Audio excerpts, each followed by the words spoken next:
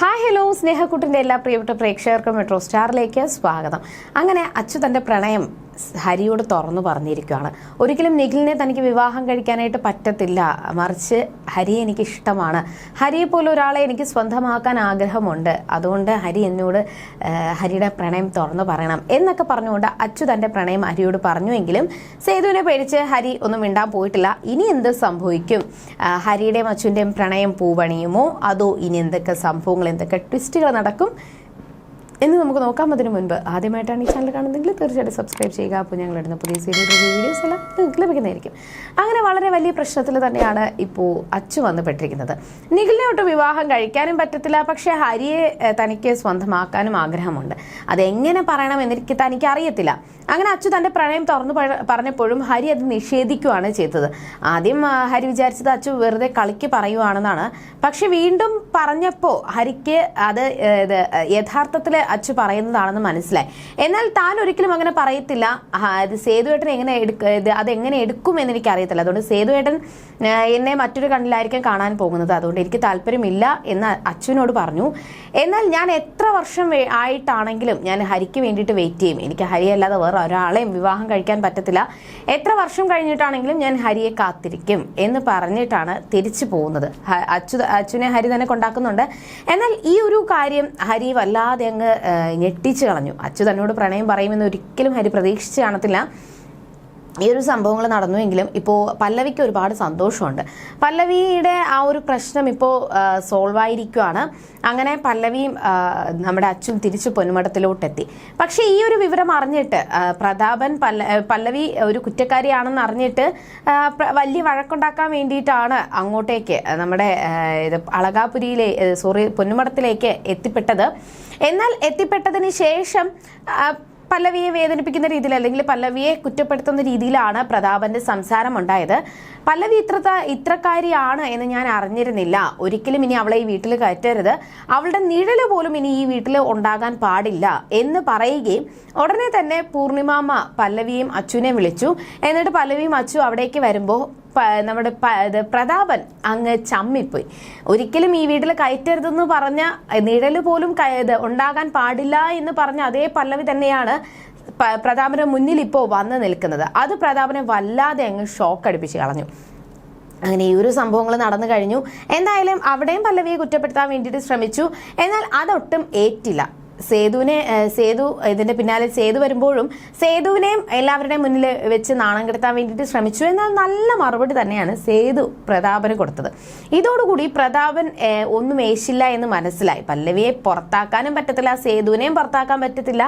ആ ഒരു അവസ്ഥയിൽ പ്രതാപൻ മറ്റൊരു ഡിമാൻഡ് വെച്ചത്, നിഖിലിന്റെ കുറച്ച് ഫ്രണ്ട്സ് വരുന്നുണ്ട്, അതുകൊണ്ട് വിവാഹത്തിൽ DJ പാർട്ടി വേണം എന്ന് പറയുകയും DJ പാർട്ടി ഉണ്ടായേ മതിയാകൂ, നിഖിലിന്റെ ഫ്രണ്ട്സിന് ആ ഒരു പാർട്ടി കൊടുക്കണം എന്ന് പ്രതാപൻ പറയുന്നുണ്ട്.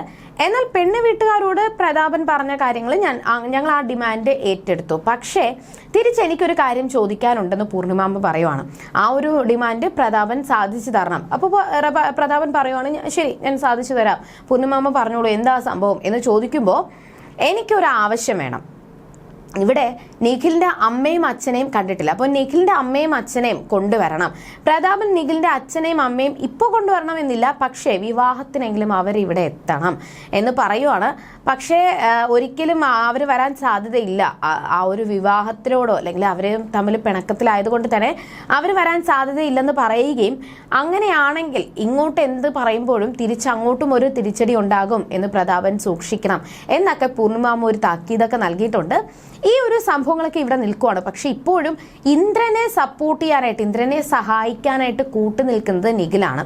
അങ്ങനെ ഇന്ദ്രനെ കാണാൻ വേണ്ടിയിട്ട് വന്നു. എന്നിട്ട് ആ ഒരു മദ്യമൊക്കെ വാങ്ങിച്ചു കൊടുത്ത് ഇന്ദ്രൻ പറഞ്ഞ സാധനങ്ങളൊക്കെ വാങ്ങിച്ചുകൊണ്ട് വന്നു. പക്ഷെ നിഖിൽ ഒരു ആവശ്യം ഇന്ദ്രനോട് പറഞ്ഞു, ഇനി നിഖിൽ ഒരിക്കലും ഇന്ദ്രൻ എന്നെ വിളിക്കരുത്. പോലീസ് അത്രത്തോളം ശക്തമായിട്ട് നോക്കുന്നുണ്ട്, പോലീസ് കേസ് അന്വേഷിച്ചുകൊണ്ടിരിക്കുകയാണ്. അപ്പോൾ ഞാനാണ് ഇതിന് സഹായത്തിന് നിൽക്കുന്നത് എന്ന് അറിഞ്ഞു കഴിഞ്ഞാൽ പിന്നെ എനിക്ക് വലിയ പ്രശ്നമാവും.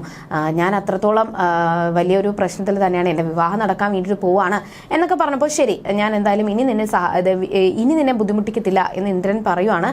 പക്ഷേ തൻ്റെ മകൻ അല്ല മരിച്ചത് എന്ന് അറിഞ്ഞെങ്കിൽ പോലും പല്ലവിയെ വെറുതെ വിട്ടതിൻ്റെ ദേഷ്യത്തിൽ രാജലക്ഷ്മി നേരെ പോലീസ് സ്റ്റേഷനിലോട്ട് പോയി.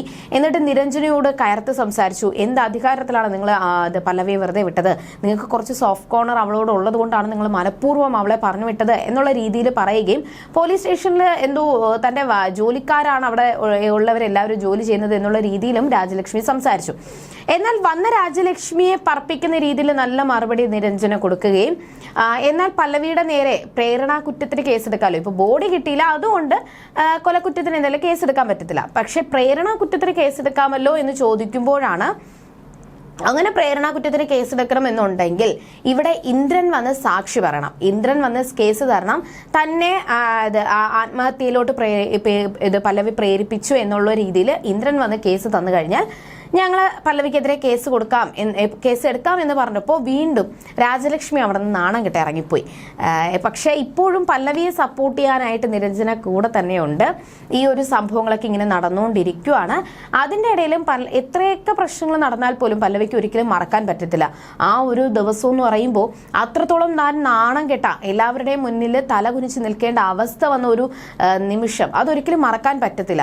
ആഹാരമൊന്നും കഴിക്കാതെ പല്ലവി വാശി പിടിച്ചിരുന്നപ്പോഴും സേതു ആഹാരം കൊണ്ടുകൊടുക്കുകയും വാരിക്കൊടുക്കാനും ശ്രമിച്ചു.